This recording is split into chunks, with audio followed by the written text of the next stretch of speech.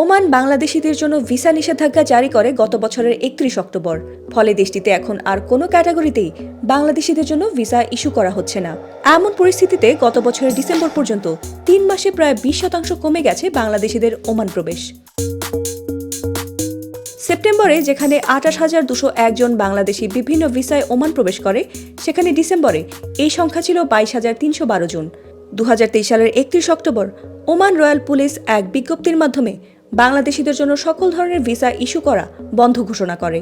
একই সময়ে তারা সবার জন্য ট্যুরিস্ট ভিসাকে জব ভিসায় রূপান্তর করার আবেদন গ্রহণও স্থগিত করে। এই নিষেধাজ্ঞার পর ঢাকার ওমান দূতাবাস এক বিবৃতিতে জানিয়েছিল, এটি একটি সাময়িক সিদ্ধান্ত যা একটি নির্দিষ্ট সময়ের মধ্যে যথাযথ পর্যালোচনার মাধ্যমে ওমানে অবস্থানরত বিদেশি কর্মজীবী নাগরিক ও তাদের নিয়োগকর্তাদের আইনগত সুযোগ সুবিধা নিশ্চিত করা হবে। সময়ভিত্তিক এই পর্যালোচনার কাজ দ্রুতই শেষ করার পর সুপারিশকৃত গাইডলাইনের ভিত্তিতে নতুন ভিসা ইস্যু করা শুরু হবে বলেও জানিয়েছিলেন তারা।